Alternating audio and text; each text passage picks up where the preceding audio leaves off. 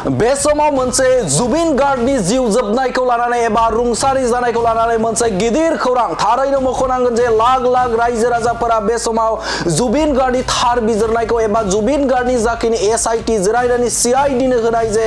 report एबा बिथांमोननि जे नायबिजिरनाय बे नायबिजिरनाय एबा जेरा खालामनायाव मा फिथाइ मोनगोन बे फिथाइखौ लानानै गोबां लाख लाख रायजो राजाफोरा आसामनि थागिबि बिथांमोना जाय जुबिन गार्गनि अनुराग एबा जुबिन गार्गखौ मोजां मोनग्रा जुबिन गार्गनि मेथाइजों गोदोनानै थाग्रा रायजो राजा बिथांमोना बे समाव लुबैदोंमोन हास्थायदोंमोन एबा बे समाव बयबो सुबुङा आरज खालामदोंमोन जे बे समाव जुबिन गार्गनि थार बिजिरनायखौ बयबो हास्थायदोंमोन आरो बे समावनो मोनसे गिदिर खौरां एबा गिदिर रादाब सोराङाव फैदों बे समाव एसआईटी जिरायनाय आरो सीआईडीनि गेजेरजों नायबिजिरनायाव साब्रै सुबुंखौ बे समाव गोख्रोङै जेरा खालामबाय दं आरो बे जेरा खालामबाय थानायावनो शेखर ज्योति गस्वामी बिथाङा गोख्रों अजद खालामदों जे सिंगापुराव लांनानै जे जुबिन गार्गखौ जिउ फोजोबनायनि मोनसे ब्लुप्रिन्टआ सोलिदोंमोन होननानै बाथ्रा मख'दों एबा बिथाङा अजद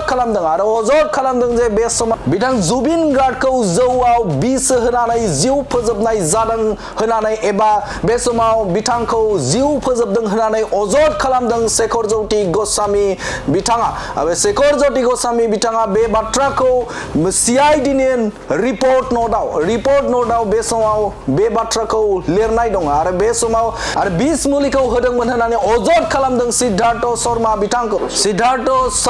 आरो बे समाव श्याम कानु महन्त बिथांमोनानो बे समाव जुबिन गार्गखौ जिउ फोजोबदोंमोन होननानै अजद खालामदों बिथां शेखर ज्योति गस्वामी बिथाङा आरो जिखिनि सिंगापुराव ओंखारनाय भिडिअ एबा लानाय जाखिनि भिडिअ बे भिडिअखौ होनो नाङा होननानै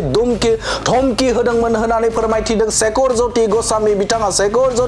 बिथाङा अजद खालामदों जे बे समाव जाखिनि भिडिअ क्लिक खालामदों एबा भिडिअ लादों बे भिडिअ लानायखौ रावनोबो आरो समाजारि बिजोङाव गोसार होनाङा होननानै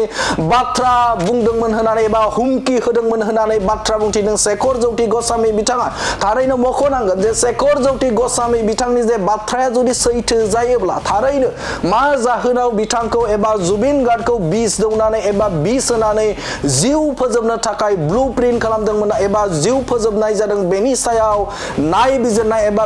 बेखौ फैबाय थानाय समावसो मिथिगोन बेनि जाहोना मा गुबै जाहोना मा बेवहाय राजखान्थियारि मोनसे षड़यन्त्र दं नामा बेखौ फैबाय थानाय समावसो मिथिगोन नाथाय बे समाव जुदि बिथांनि सिद्धार्थ शर्मा आरो श्याम कानु महन्तआ बिथांखौ जुदि ब्लुप्रिन्ट खालामनानै जुदि जिउ फोजोबदोंब्ला जाखिनि बाथ्रा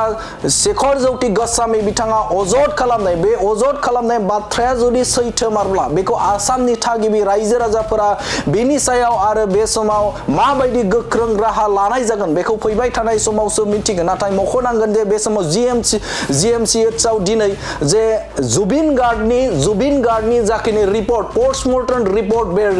रिपर्टखौ बे समाव जुबिन गार्गनि बिसिनो